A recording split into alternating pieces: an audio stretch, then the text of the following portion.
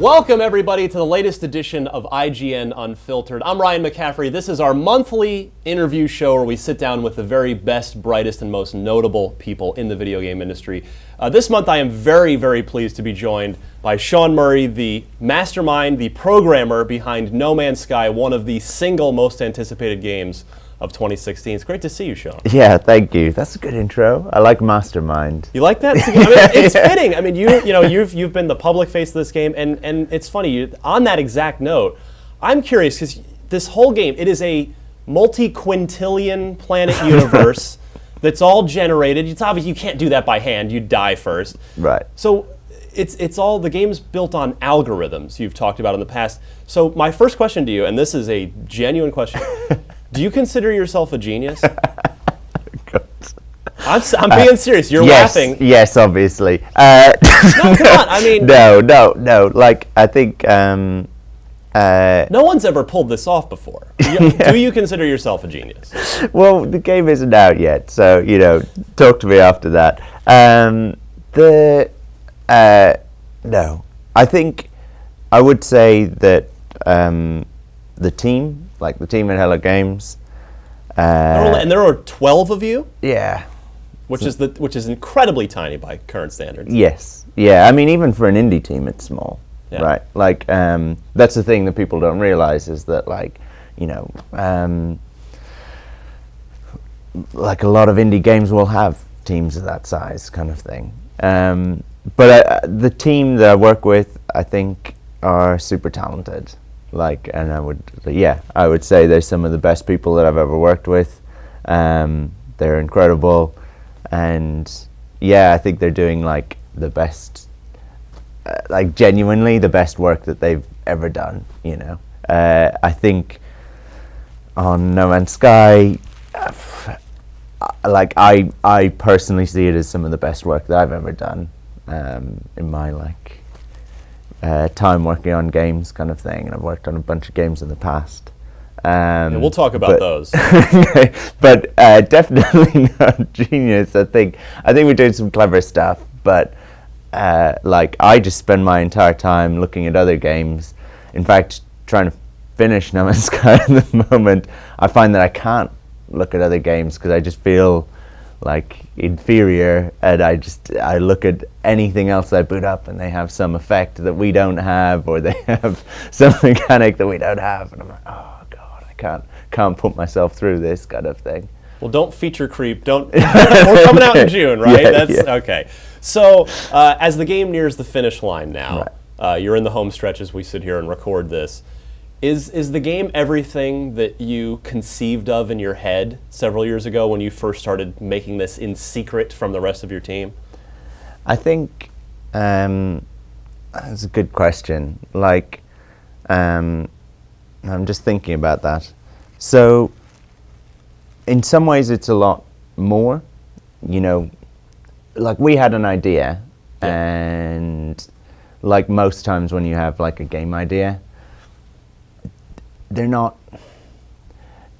it's never how you expect it when it comes out, right? It just changes and morphs as it goes along.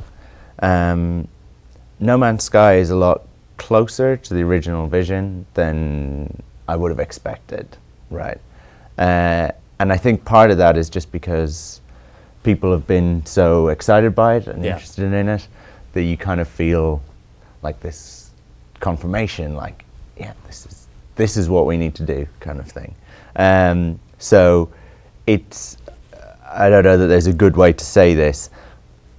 It's very close to the original vision, but then I never would have expected a game to stick as closely to it as that, if you know what I mean. Yeah. So it's almost more than what I would have expected, So I'm curious if, so you don't consider yourself a genius, you deflect your team, but because I've spoken to you enough over the course of this development where your brain operates in a way that I can't even fathom. But so I'm curious, I'm just wondering, have you ever met John Carmack, and have you showed him the game? Because he's a guy, I've interviewed him, he's another one, I consider him a genius. I mean, I'm not Mensa, I don't get to certify people, but his same thing, where he just operates on a level that I can't fathom. So do you have any kinship with him? No kinship. I I would say that id and Carmack, like that's one of the reasons that I got into games.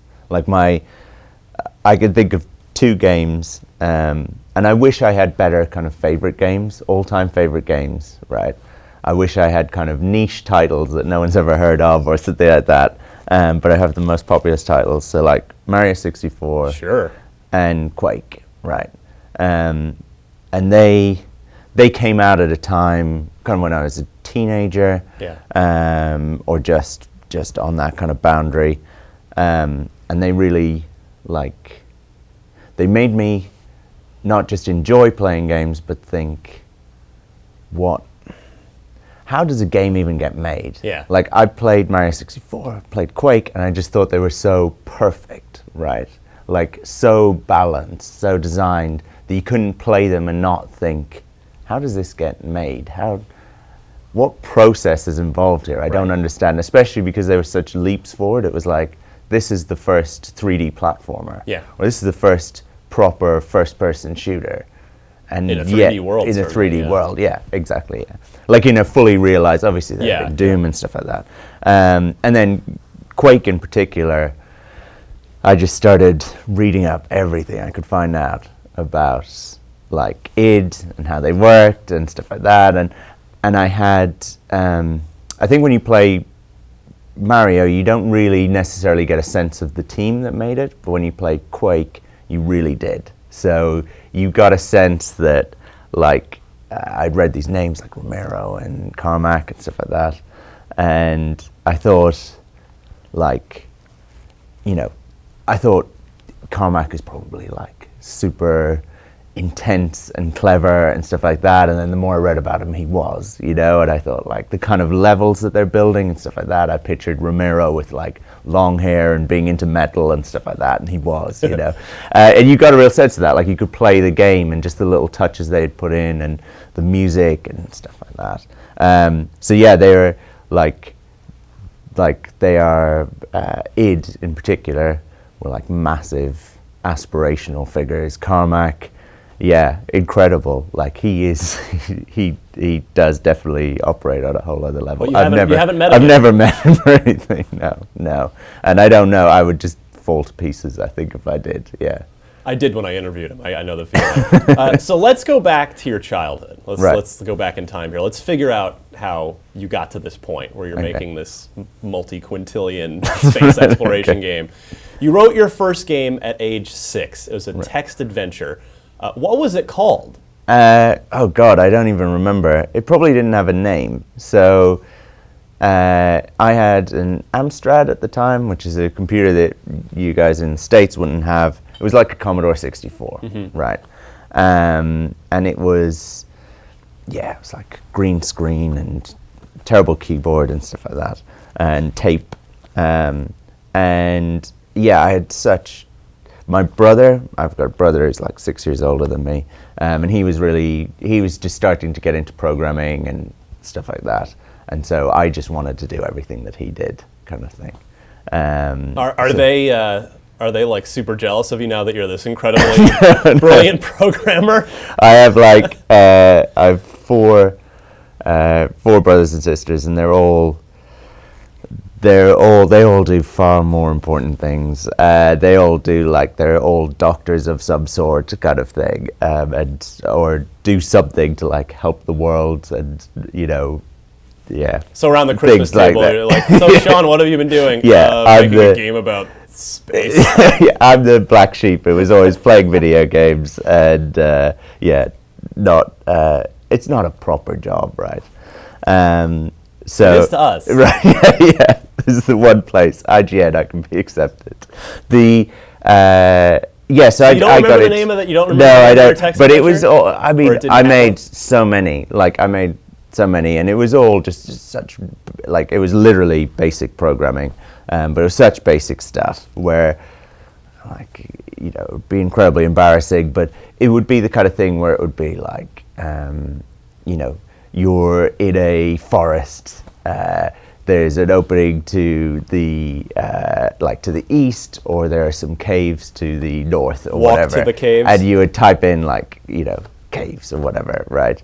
And then I had such poor grasp of like game design that it would just be like, you walk to the caves, you died, that kind of thing. That was basically that was my game at like 6 years old. But like, it is interesting. At 6, that's amazing. No, it's not. I'm playing with Tonka trucks at age 6. But it's really like simple stuff. But it's funny because it got to the point where I could like let other people play. And yeah, you just quickly learn how stuff like that doesn't work, whereas it does in your head, right? And so I made little things that were more advanced, but I think actually I made, like, I would just make so many unfinished things, like, constantly. Like, I was constantly, that's the thing that my brother would always say to me, that I was, like, 50% playing games, 50% making broken stuff, basically. Do you still have any of those old experiments? I have some stuff. I used to do demos on the Amiga. So, I don't know if you know, but like there's like a demo scene where you would just try and make technical things, basically. So you'd try and make, like, at the time it was a big deal to have like a spinning wireframe or something like that, or a 3D model, or I would have like this terrible like polygonal head that would like talk and stuff like that. And thankfully, like, none of them are on like the internet or YouTube or anything. So like there were at the time, I was more just in love with the scene. So there's like a demo scene, and you would go on, and there's people who are far better than me doing stuff, and so I would just be part of that. I would be like whatever on forums and asking questions and stuff like that. Luckily none of them existed. They would have had music that was written by me on there as well. So we need a Let's Play of that immediately. If any of them do still exist and I find them, then they will be immediately destroyed.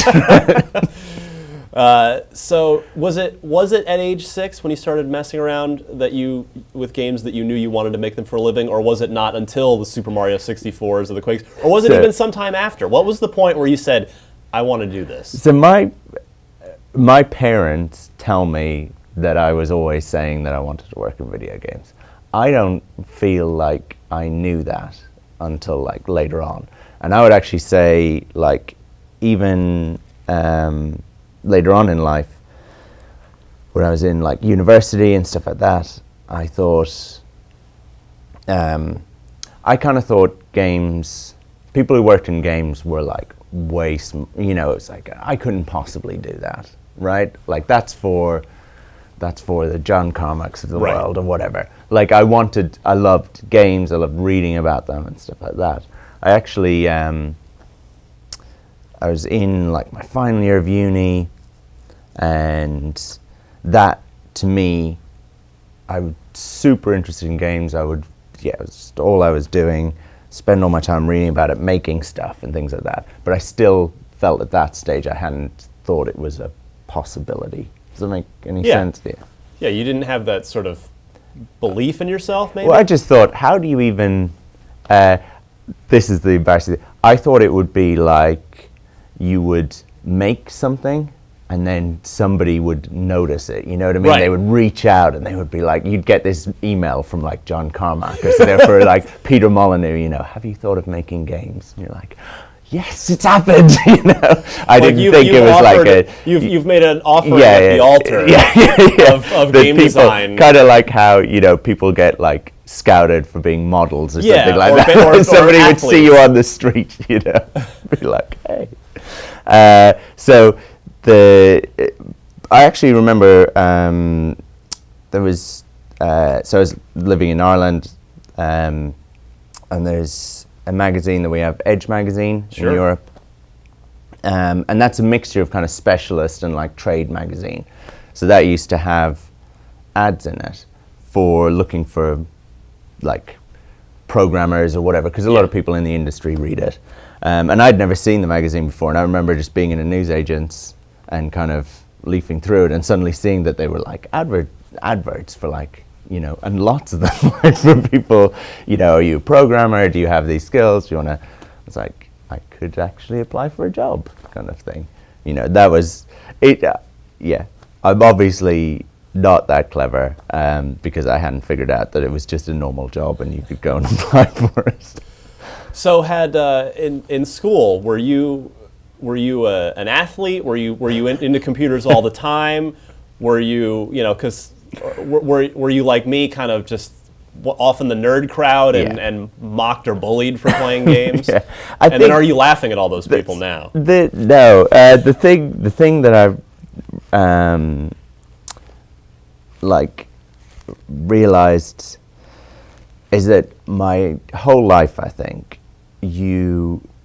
people who grew up in a certain generation, like me, you spent your whole time being embarrassed of playing games. Yeah. Like it was a thing that you would hide the fact that you were reading gaming magazines, or you would have, and it was tied in with like tabletop gaming probably, right. Or interested in all the kind of the dark arts of like nerd stuff, right? I know what you mean. Like tech or electronics or whatever, that was all like super nerdy, and you would just you would know that you should be embarrassed of that. Like I actually think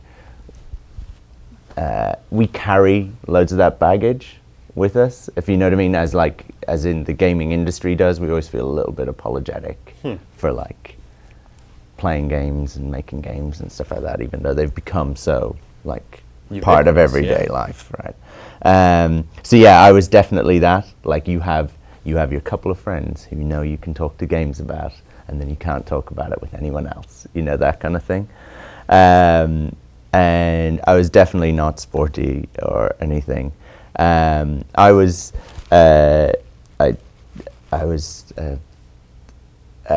like a bit of a. I think it was secondary school and stuff like that. I was probably a little bit that mixture of being a bit bored at school and probably massively awkward, and used to get into lots of trouble and stuff like that. But that was about as kind of interesting as I got. So you had the Amiga in the house. Were you drawn to the Amiga at the time, or was that just sort of what was in the house that you Oh no, I was. So I think my brother got the Amstrad, and then I just spent all my time on it, kind of thing. And then I, like, from then on, that was all I ever wanted, was like the next. Yeah. Like the greatest thing, fondest memories, if you've ever had like a console Christmas, when you're a kid and you get a console, it's like, it's the best feeling. These are the fondest memories, kind of thing.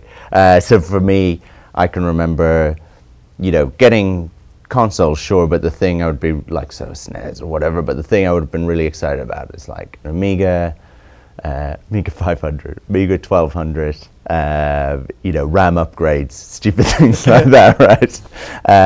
You used to be able to get, you don't even want to get started, like you'd get like, whatever, 4 megabyte hard drives, things like that, right? And then, like in terms of what you could do, the Amiga was kind of always known as that. It was a machine that could play games, but really you could do quite a lot with it. It was like a mini PC. And then I moved on to PC. And that's a massive leap. Suddenly you have a proper machine that you can actually make something with, kind of thing. So let's skip forward past university. Right. At what point do you get your first paying job? You'd been looking through Edge, right. You'd seen this, you can do this. Where does the first paying job come in? Yeah, I was in university and I did like computer science, because I was just, programming was my thing.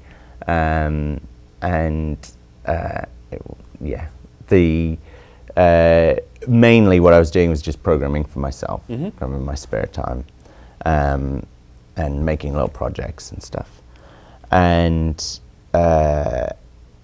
then I actually left uni. My first paying job was like what you would normally do after computer science, and I was working as like IT. I was working as like IT consultant, and it wasn't for me, right? Working at a big company with loads of people that you have nothing in common with, right. kind of thing. It was actually that similar thing of like, I would have to feel embarrassed about the fact that I was, you know, really into computers, really, and I would get excited about stuff. And so I was like constantly thinking, right, I would love to work in video games, and actually kind of started applying and went to the UK and did a bunch of interviews and stuff like that. And yeah, I hadn't realized that all the stuff that I'd done had made me reasonably like qualified and stuff like that. And so I got a bunch of like job offers and stuff. And the biggest thing for me, like going into these places, was suddenly seeing like, this is a place where everyone's like me, you know? Like everyone's, that's the big difference in working in games, where you're like, I can walk into work in the morning and with your say, head held high. Yeah, well, you could say like, who wants to see, who's interested in seeing the new Star Wars film? And it's like, everyone is, obviously, because that's the thing you would do, you know? Or who's excited about this game that's coming out, or whatever, you know? So yeah, my first job was with Criterion, who are the folks that did like all the Burnout games, a bunch of Need for Speed and Black and stuff like that. Yeah, and that was my favorite thing when I was researching you for this interview. 'Cause, you know, I know you a little bit, but I wanted to see all right, what am I missing? And turns out you were the technical lead on what is my favorite racing game of all time, and that is Burnout 3. How does that? So you end up you start there and then you end up before. Which Burnout did you start with? So I when I joined Criterion, I did loads of different things on Burnout 3. I was technical lead at Criterion, but not on Burnout 3. But I'll tell you, I'll explain anyway. But I started a Criterion when it was really small. Like, that's a thing that people didn't realize, I don't think. I actually went to, I interviewed at Rare, right? Oh, wow. And Rare was a big deal at the time. Oh, yeah. And Rare was like they were at the top of their game at the time. And they'd done some of my favorite games like GoldenEye and stuff like that. I interviewed at Rare and I got offered a job there, which was like my ultimate dream, right? I'd always wanted to work at Rare. And then weirdly, I had this interview at Criterion, and I was like, I also want to interview, like, I'd already arranged it, and I was like, well, I'm going to take the job at Rare, but I'll go and see them anyway. And they were like a little-known studio at the time. They'd done like Trick Style and Airblade, and games pre-Burnout. Right, exactly. So I went down, and they were tiny, and they had like this residential house that all the walls had been knocked down from. And there was like 10 people working on Burnout 1, right? And Rare, who I'd been to, was they were quite a big studio at the time. And they were what most studios look like now, which was like hundreds of people all lined up in rows kind of thing. Mm-hmm. And I'd seen that and I was like, this isn't what I'd expected video games to be like, but I guess this is what it's like. And then I went to Criterion and they were like small and scrappy. And I loved it. I was like, this is what I expected video games to be like as in, you know, just a bunch of people in their bedroom, pretty much. You know, so I took a job there, and so they had. It was the cusp of like Burnout 1, Burnout 2 kind of thing. I started there as like a junior programmer. But they were so small and they got big so quickly that I was quite lucky that I kind of got to move up. Yeah, right on the ground floor. Yeah, so like I joined and there was like maybe 20 people in Criterion Games. And then when I left, it was about 4 or 5 years later. And there was like 350, 400 people there, something like that. So that's like, you know, there are people. Basically, from when I joined onwards, there were people just joining all the time, and it was just getting bigger and bigger. And so I was lucky enough on Burnout 3, which is like one of my favorite games to have worked on. to have just been there early enough to kind of have a reasonable sized role on it, and to work on gameplay and graphics and a whole bunch of different stuff. Did you guys know with Burnout, because Burnout 3, I mean, 2 was successful, and that's 2, in my opinion, and at least in my memory, is where it sort of found itself. Yeah. But 3 was the catapult, I think, for that series, and that's where everybody really fell in love with it. Yeah. Did you guys know that you had something pretty special with that, or was it not till it came out and everybody just found it, and were you surprised? Yeah, it's weird, right? So one big thing was that was the first one that was published by EA. Right. So I think that's why people knew about it more. Yeah, so Acclaim published the other 2, as I recall. That's right, yeah. And so that's a massive difference. So we knew that was like a big deal, like this is going to be a big game potentially, right? And it had the biggest team on it. It was like 30 people was on Burnout, right? So we, video games are strange, and people don't really realize it from the outside. And when you work on it, you sort of realize it, that games don't find themselves normally, not for the longest time, not until normally the last couple of months of development. And that was sort of how I remember Burnout 3 being. So the idea came first, right? The idea was, it's going to be called Burnout Takedown, and it's going to be a racing game, but it's also going to be almost like a fighting game. Yeah. Cars are going to knock into each other. And what's really strange, imagine that you have that idea that like Alex, who's the creative director there, was like, pitches this idea to the team, this is what it's going to be. EA get behind it, everyone's on board with the idea, and we haven't decided that will definitely work, you know what I mean? And actually the idea of racing and smashing up against another car, it seems very obvious now that you've seen it. Right. But at the time it sort of doesn't make any sense. You're butting into cars and they're flying. That was sort of off limits, and racing games didn't do that. You don't crash on purpose. Yeah. And it was like, it didn't make any sense as well, because what you don't realize is that if you just do it naively, cars just race around a track, and actually they're always quite far apart. The chances of you being right beside another car, having the ability to take them out, and even if you do, seeing that happens, that's a weird thing that wouldn't necessarily work. I think my recollection, and I don't know, this is probably totally wrong, and people from Criterion will be texting me, friends from back there, and be like, this wasn't how it happened. My recollection was that it wasn't quite fitting together, and we had a magazine, Official PlayStation in, and I think a couple of us came in on the weekend to try and actually make the takedowns work, kind of thing, and that was when it formed into I think there's about 3 of us, and it was an AI driver is going to drive your car for a little bit after you do a takedown. I don't know if you realize that's what happens, right? Because you can't steer anymore. Normally what would happen is you would crash into something, and then the camera would go and look at it. And when it went to look at it, you would just crash into the wall, right? Because you're driving. So actually what happens is the AI takes control of your car. So that was one of our things. The camera was pulling back and looking at this other car, right?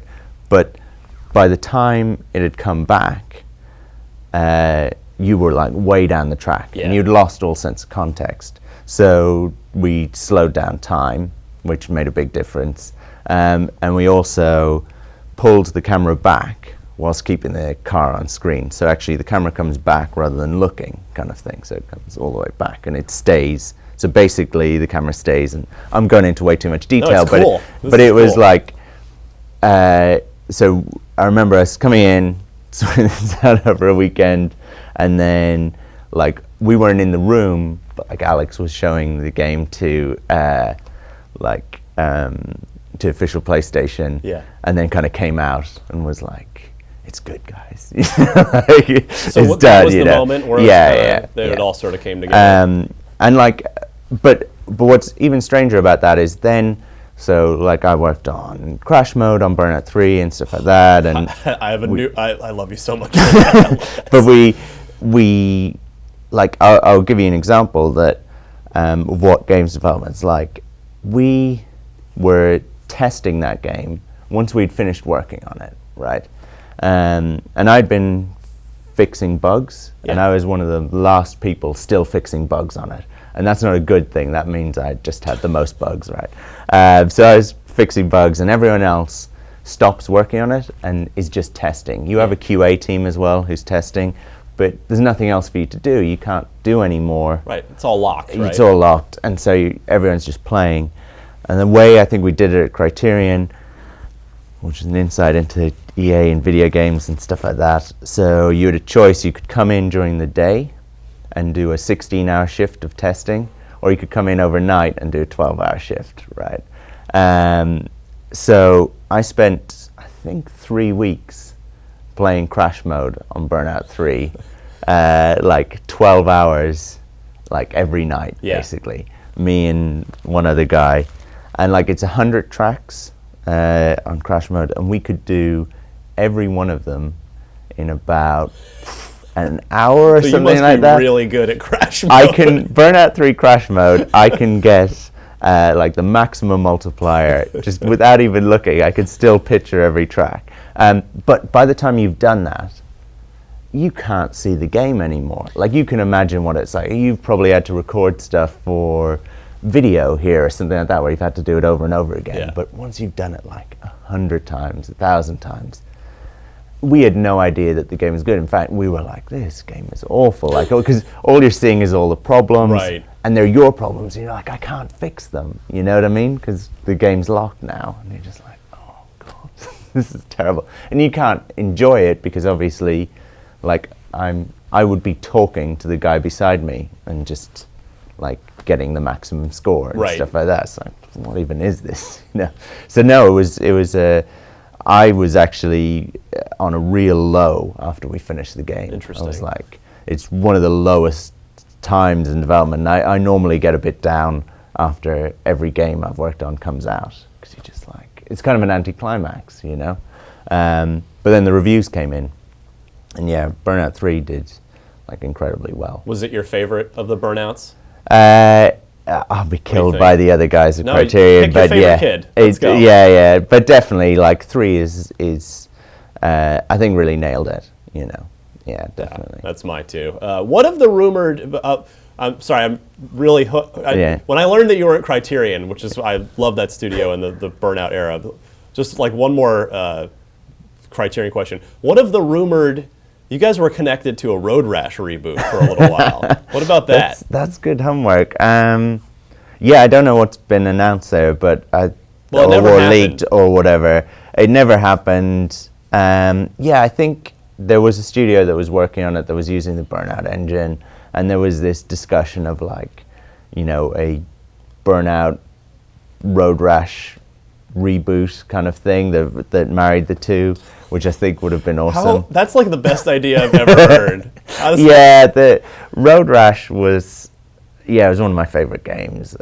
Like, it's an awesome game. Like, it's just got a great kind of arcadey feel. Yeah, I would have loved to work on a Road Rash game. So, all right, you said in your little Hello Games profile on the site that you love arcade racers. You know, between Burnout, you mentioned Mario Kart and Excite. I love Excite Bike from my Nintendo childhood too.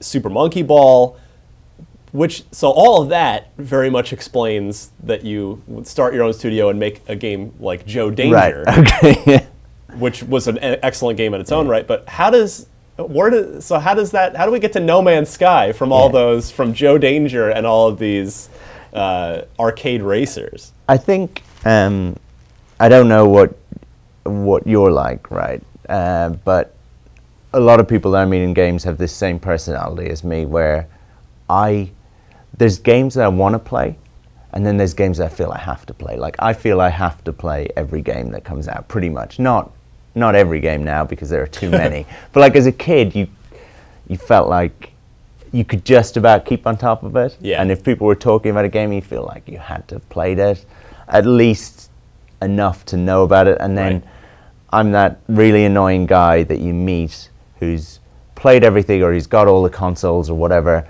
and you go around his house and he brings you in and he's like trying to convince you that you have to get this game. Yeah. He's like, sit down, this would be for you. And, I get like when I get a new console even now, I will show my friends or whatever. And when I get like a new, like the VR headsets and stuff like that, I'm like, I have to bring people in. I'm like, you got to try this out, And I'm more, So like I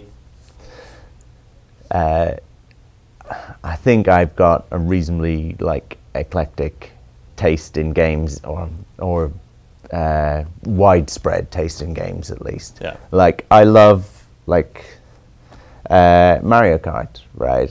Mario Kart on the SNES is the only Mario Kart.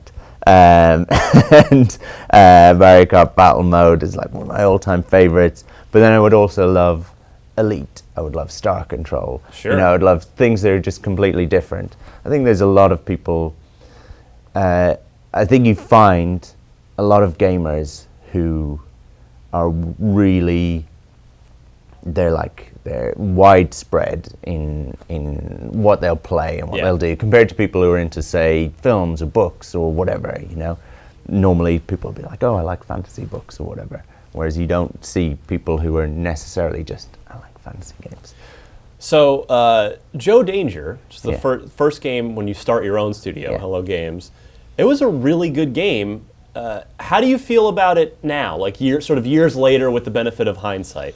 I'm super proud of Joe Danger. Like, I hope this doesn't sound weird or bad given that we're surrounded by No Man's Sky stuff, but like I would be more proud of JD than I would be of No Man's Sky, kind of thing. Like, just because No Man's Sky is just like a concept right now, it hasn't come out, but Joe Danger came out and like, we created that, like 4 of us from nothing, and it came out and then lots of people played it, and I've seen their reaction and I've had people say it to me and stuff like that.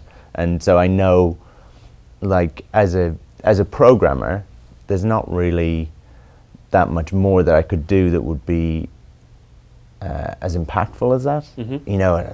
That sounds really pretentious, but you know what I mean. It's like if 1 million people played Joe Danger, and whatever, if they only put an hour into it, that's like, hey, that's pretty crazy, And Joe Danger was a really fun, happy game, so you always get people saying to you like, oh, I had a really good time, or played it. We did this thing at the end of all the JDs. If you 100% it, it gives you like an email address, right? And you can mail it, and that's called like the 100% club, right? Nice. And like, if you ever want to, if I ever want to feel good about myself, like you could dip into this email address, and it's all people will normally, like it says like, oh, you're in the 100% club, here's this email, mail us what you thought or whatever. Yeah. And you get this really cool stuff. So you get people who are like, I've had all sorts, like people who are in their 80s who've played Joe Danger, and people who are, either in hospital or they're like fighting abroad or stuff like that you really wouldn't expect, kind of thing. And you get a lot of like bored students and things like that. But like, people tell you really fun stuff about themselves and stuff. But that's a really, that's a real thing. You know what I mean? And it still happens. People still play JD. They still play it on iPhone and stuff like that. So yeah, I'm super proud of it.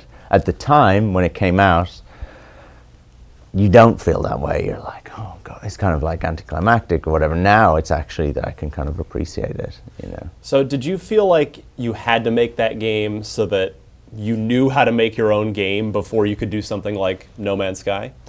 Yeah, I mean, it sounds, I don't like saying that because it sounds dismissive of like Joe Danger, but it was definitely a stepping stone, and we said that at the time, like we said it to each other in Hello Games. We were like, we're going to do this, and then the aspiration that we would do something much bigger. Like when we like left our jobs, and there was 4 of us, and I was sort of trying to convince the guys to leave their job, which right now, as you know, like everyone goes and becomes an indie, right? Like we were doing it before it was cool, you know. We're like the original hipster indies. No, we were doing it. We left and started a studio and started making a game kind of pre-Braid. It then came out just after that, and Castle Crashers and stuff like that, but there wasn't really, XBLA was just not really a thing. You'd add Geometry Wars on it. PSN had Warhawk. There was no App Store. This makes me sound really old. But like, it wasn't that long ago. It's not that long ago, yeah. Right? But yeah, it's hard to remember. But so the idea of leaving when I left, like, people were like, what are you going to do? Where are you going to? You're going to make a game. Who's going to buy it? You're going to sell it on your own site? You know, that kind of thing. That was the attitude. Yeah. So yeah, I was trying to convince the guys to leave and that this is a good idea. And I sent them a bunch of images, right?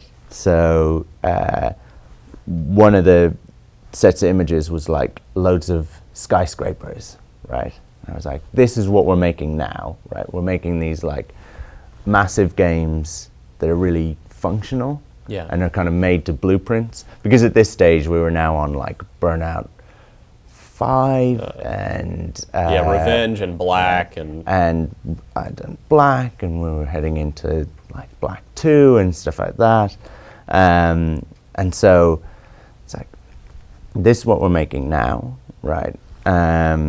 And the team size was getting really big, like you would have to build a big skyscraper or whatever. And then I sent them all these images, really pretentious of me, right? But I sent them all these images of like Swedish architecture and stuff like that, like cool houses, like a house that was just set on a lake and a house on an island, the kind of thing that you would, if you saw, you would stop your car and you would look at it, you know, and be like, oh, I'd like to live there, kind of thing. And I was like, wouldn't you like to make something like this? This is what I want to make, something that's really personal, that people can look at a screenshot of and really like and get excited about. And one of the guys said, cool, let's do that, right? And this makes him sound totally over the top, but he was like, let's do that, but only if we go on and make a skyscraper of our own, right? Like afterwards, right? And he was, that sounds really like over the top, but he was trying to be funny. Like it was an aspirational, it was stupid obviously because there was 4 of us. So it was one of these stupid things to say that's like, we'll, but we're going to make a big AAA game, right? And it was like, that was funny. So we had, on our website, we had like games that, for years, we had games that Hello Games make, and it was Joe Danger, and then underneath it would say Project Skyscraper, kind of thing. So that was what No Man's Sky then turned out to be. We kept talking about it, kind of thing. So yeah, it was always meant as a stepping stone, but we figured it would take years and years and years. Like we would get bigger and bigger or something like that, But it doesn't work that way. You end up off. You started in secret from the rest of the team. Then you get the whole team involved, and then finally, the VGA Awards, December 2013. Yeah. You bring a trailer and you decide that's where you're announcing the game. Were you expecting the incredible reaction you got to that? No, no, definitely not. What kind of person would? No, we were super nervous about that. I mean, we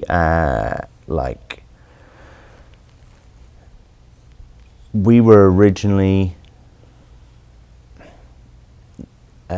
talking to Jeff Keighley, who was putting together the VGAs. Yeah. And he knew that we were working on something, but he had no idea what it was. And he kind of contacted us. He'd actually happened to come to visit our studio. And he had been at Media Molecule, and we're near to Media Molecule, so he just called in on his way past. and nobody had been to our office, kind of thing. Mm-hmm. And we'd done this really weird thing of boxing off one room, and we'd covered it in sci-fi book covers. We'd like bought a load of sci-fi books and then cut off the covers and put them all on the wall, right? And everyone else was still working on Joe Danger, and we'd gone into this little room to work on something in secret, and we had like literally like boxed off the walls, no one could get in, kind of thing, and we had our own little entrance and stuff. And Jeff just saw that and was like, we were like, cover up your screens, you know, don't kill us, you know. And he was just like, what are you guys doing in here? And I think we were so like shifty and suspicious about it that he was like, they must be doing something amazing or something, you know. And all the visuals of what we were, you know, that were on the walls and stuff were so different to Joe Danger. Yeah. So he was like, I don't know what you guys are doing, but if you can do a good trailer, then, you know, we could have you on VGAs or whatever. So we just went like, oh my God, we got to bring together this trailer. And we brought it together and sent it to him. And I sent it off and then actually started showing people. I was like friends and stuff like that. And I was like, I asked them kind of one question at the end, so it's just like a 90-second trailer, and I was like, right, I'll give you no context. I'm going to show you this thing. What do you think? Should this be on the VGA? Is this game ready to announce or whatever? Yeah. And everyone apart from one person said no. So I like contacted Jeff, and I was like, can we pull the trailer, kind of thing. So at that stage, he had kind of already fought to get us a place there in a slot, and he was like, I think it's all right. You guys should show it, and I think it'll, you know. And yeah, like I remember the discussion was that we felt that we didn't even know what kind of reaction we were going to get. Yeah. So at the start of the trailer, it was like, it used to say like, from the people who brought you Joe Danger or whatever. But then that just seemed so weird with the game that it was. So we were just like, just take it off. Like, let's not associate Hello Games with this thing. Like, we don't know how this is going to go, kind of thing. But yeah, I thought that I was heading into some sort of like, not disaster, but like, you know, this may not go well. There's part of you that's like, well, maybe everyone's wrong and it'll go, you know, because you look at it and you're kind of proud of what you're doing, and you're like, this is cool. Yeah. But we had no idea. We certainly weren't thinking this is going to be huge or anything like that. So does overnight then, are you reinvigorated? Are you terrified because everybody likes it? What's the internal reaction at Hello? I had the closest to what I would call like a Mighty Ducks moment. You know what I mean, right? So because we thought, like quack, rallying the team kind of thing, like, you know, pounding the sticks. You know how like in films they end and everyone's happy. You know, like I think that's how they all like cheer, and then it freeze frames and the music comes up, right? Like that kind of the underdog and they've won, you know, that kind of thing, right? So like, I'd never been on camera and stuff like that, really, like not in that way. And we did the VGAs. I went on, and that's just a blur. I don't even know what I said, but I came on after the trailer, talked to Jeff, and then walked out. And the way it's filmed, there's these like doors you walk through, and then you come back out, and when you come back out, there's all these people that I would know, like Tim Schafer and stuff like that, you know. And there was like all these kind of famous gaming people, and they've all been watching it on the screen, and it's gone down well, kind of thing. So I like walked out, and there was the four of us that worked on No Man's Sky up until that point. The other three were there, and so I walked out, and there's like, you know, so it's this stupid movie moment where like Tim Schafer's there who I've like admired, you know, and it's like, good job, you know, and it's like you're walking down and everybody's like, yeah, that looked cool and stuff like that, you know, and then I go down to the guys and they're like, we're trending on Twitter, you know, and stuff like that. So you have this, that was awesome. Like that was just the best moment, you know what I mean? And we're all like hugging and stuff like that. Because we thought we were heading for like all the worst things are going on in your mind. Yeah, basically. the other three, they've followed you into the, Yeah. into the desert, basically, right? Yeah, so, and then there's all the people who are back home watching it, Sure. because it's like 3 a.m. and people have stayed up and they're all like texting you and stuff. And my phone was just going crazy.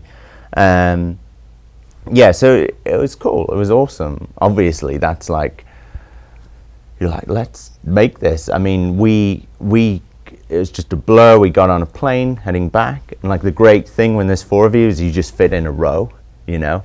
And I remember Grant, who's down the other end, you know? And he turned to us and he was like, Sean's just laid the golden egg. We've all just got to carry the golden egg now. You know? We got to make this thing, you know. But we were so excited heading back from that. Yeah, it was amazing. The team, the rest of the team, didn't really know what we were doing, you know. So that was a pretty crazy thing for them. They had been working on Joe Danger and enjoying it and stuff, but it's obviously a big leap, you know. So you come back from the highest of highs, and not too long after, your office is decimated in a flood. Yeah. Did you think the game was done, or was there a panic, or were you just instantly like, okay, we've got backups, it's fine? Yeah, it was a couple of weeks later, and it was Christmas Eve, and we were all off from work. And the whole office flooded, which is a crappy thing, obviously. I think if we hadn't announced the game, so like, because I nearly backed out of it, right. Obviously. I think if we had backed out of it and then had been flooded,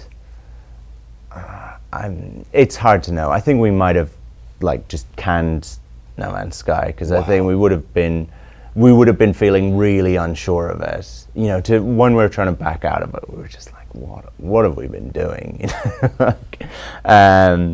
So, I mean, it's an awkward thing because we didn't lose, like, we obviously had some backups and stuff like that, but you lose a lot of work. And we couldn't really talk about that because generally we just announced, people would have been angry and stuff like that. You know, they'd be like, people don't understand, obviously you're a small team. Right. And like we came back into the studio like Christmas Day. The whole team just kind of reassembled. And we'd had this, this sounds really bad. I'm going to say the flood was a really good thing that happened to us, right? So we'd had this thing where we'd had a team of 10, and there was 4 people who'd gone off in a room and done this thing, and then 6 people who'd kind of watched and not been as involved. And some of them would have felt the same way we did, which is they would have seen the No Man's Sky trailer just before it went out at the VGAs and thought, I'm not sure how this is going to go down, kind of thing. And then when we came back, we were like, right, everyone needs to work on this. We need to ramp up the team. Yeah. You know, we all want to be working on this. But it's a weird thing for them. They're like, you know, because they haven't been involved. Yeah, and we're just like, hey, work on this thing that I've done without you. Yeah. And we're all good friends, and there wasn't any problem, but it was slightly odd feeling, right? They weren't creatively invested in it at that point, is that fair to say? I think the two teams had diverged a little bit. We had had a bunch of experiences that they hadn't, and they had had a bunch of experiences that we hadn't, and so you can't, anyway, it's just, and it needed like a bonding thing, and that's what happened, right? Like all of us just kind of reassembled to like just throw out everything in the office, all our equipment, and build all new PCs and all of this kind of thing. And we ended up in like this tiny little room with 10 of us crammed in there on like makeshift desks and stuff like that. It looked like the like workshop at Dell or something like that. There was just computer parts everywhere. Just trying to like, dry stuff out or salvage stuff or build new stuff. And it was really bonding. And I remember saying to the team, like, yes, this is crappy and stuff like that, but imagine, like, it's just, I'm really bad for this kind of thing, but I was like, imagine what it's going to be like when we walk out on stage at E3 and like we show the game like in its fullest and we can kind of really properly reveal it. And that was a stupid thing to say because obviously we'd lost a bunch of work. Yeah. But it was a kind of a like, and we had no reason to think that we would be at E3 and stuff like that. But it was like, imagine that, like work backwards from that. That'll be a cool moment because obviously, and so we went silent that whole time between there and E3, which is kind of hard to remember back to, but we just said nothing kind of thing because the truth was, hey, we've got loads of work to do now. So we just went quiet and we kind of ramped up the team. More and more people joined from that other group of 6 and started building something for E3. So when I saw you at last year's E3, fast forwarding a couple of E3s, you had told me that you met that same day. We met at night to see the game. That day you'd been over to meet with Elon Musk. And then you took a meeting, I guess you showed Steven Spielberg the game. Right.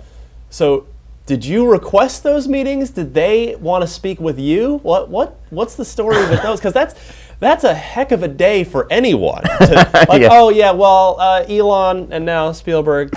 And I think my favorite part of that was like Kanye was at E3 that year, and we got a message that he had said he wanted to see the game kind of thing, and we weren't because we're self-funded and stuff like that, so we weren't actually on the show floor at E3. Right. So we were like, we're not on the show floor, and he's like on the show floor or whatever, walking around, and we're like, and we've got Elon Musk to meet and Steven Spielberg, so we can't take that Kanye meeting kind of. Which is one of my favorite things, that was a weird day. That will go down as like this game, I don't know, it has put me in one weird situation after another. Every time I think things have been their most surreal, then something else happens. But that day we got contact from like Elon Musk's secretary or something like that, and she was like, oh, like, it's such a weird mail. And Elon Musk would like to meet with you, and he's in LA. A gamer. Yeah, and he made he started out programming games. He made a game, I think it's called Blaster, and that was kind of like the first money he made, basically. And he's a programmer. So what do you talk to Elon Musk about if his office reaches out? Yeah, so we got a tour of SpaceX, which, like, that would be a big deal for me. Like, anyone would want that, but it was so cool, and amazing. Like, it's an amazing place, like what they're doing there. And so we got a tour, and then we just sat and chatted to him, and we had the same reaction that you have, which is like, what are we gonna talk to him about? And like, I would be a big fan of his and stuff. And we talked about loads of stuff. We just talked about normal things. I mean, obviously he's a normal person and stuff. We talked about laptops, and stuff like that. He's buying a laptop. I was giving him recommendations. He's an incredibly nice guy, and obviously super, super smart, and we were talking about like AI, and at the time it hadn't been announced, but he was talking about how he was working on and telling us a lot about how he was working on the self-driving car stuff, and autopilot. he was heading that up, and some of the problems and just loads of things. He's fascinating. I mean, he has kind of a like a way of talking that you're not, like, he's obviously thinking as much as he's talking, if that makes sense. It does, yeah. Right? And so we would keep waiting for him to just like ask us to leave, and we ended up staying there. Like, he had other meetings and they were like queuing up waiting for him, and people kept coming in and saying like, your next meeting's here and stuff like that. But we just stayed and chatted. It was really, really good to chat to him. Wow. And then Spielberg? Yeah, so we went straight from that back to E3, back at the Centre Valley, and we'd already met with some of Steven Spielberg's like production designers and stuff like that. They're working on film, and they wanted to know. Well, I guess they're working on Ready Player One, right? And I guess there's some crossover there with something like No Man's Sky. So they were just asking us a bunch of questions and wanted to see it, and because Ready Player One is about like a gaming world that you go and inhabit and has like an infinite number of planets and things like that. So there's some like weird crossover. Yeah. So we were just talking to them about how it works, how our game works and how games work and stuff like that. Like, I think he's quite into games and stuff like that. Yeah, he's developed, was it Boom Blocks? Yeah, that's right. Yeah, and worked at EA for a while. So just super interesting to show him the game. So No Man's Sky, you've talked a lot about wanting No Man's Sky to feel like you're walking into the science fiction. You you blanketed your whole, you cut out space or sci-fi novels, and you've talked about. So you would literally walk into those novels, and you've said that you want the game to feel like that as well. So what are some of your favorite novels, sci-fi novels? The one, if anyone ever asked me, like, someone asked me recently, like, I feel like I've never read much sci-fi. Where should I start? Or whatever. And I think the one that I always recommend is it's not actually a good place to start. It's just that it's my favorite book. So Dune is like my, it's like 2,000 pages long, and I just read it in like 2 days or something like that. I just consumed that book. But it's just a brilliant book. Anyone who makes it past the first 100 pages always just gets totally like consumed by it. I think it's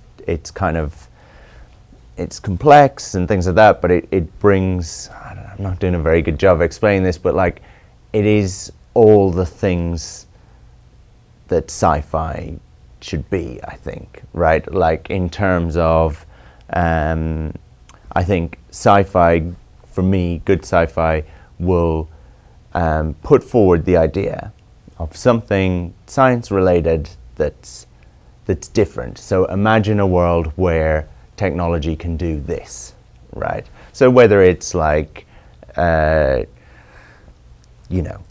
robots are sentient, or you can see the future, or you can predict a crime, or you can, and then tries to build that out with knowing what we know about people and stuff like that. Let's build that world out fully and explore it, right? And imagine what that would be like. And then as you read it, to me, it tells you, it's a way of exploring a certain part of like life or something like that. You know what I mean? Like, so that's good sci-fi to me. And Dune is just such it puts forward the idea that there's spice and it's incredibly valuable, and kind of explores this whole world of like, builds out this universe of pirates and the sandworms, and it just seemed very complete, basically. So speaking of stepping into science fiction worlds, virtual reality. Right. everyone that's been interviewing you has been trying to get a straight answer out of you regarding, because of course Sony has now confirmed sort of all the details for PlayStation VR. It's out in October. Base package $400, $500 for the with the other accessories. So No Man's Sky would on paper be an incredible fit for a VR situation. What do you got? Can you announce anything? What is the status of PlayStation VR? Or were you being super cagey and that it's, well, on PC, someone's just going to hack the PC version for Oculus in like 2 days? So where do we stand with VR support of any sort with No Man's Sky? So I think, what can I say? I think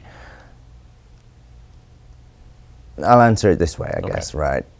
VR, like I've tried out all the headsets and everything, right? And as a coder and somebody who's like a tinkerer, obviously I would try stuff out, right? Sure.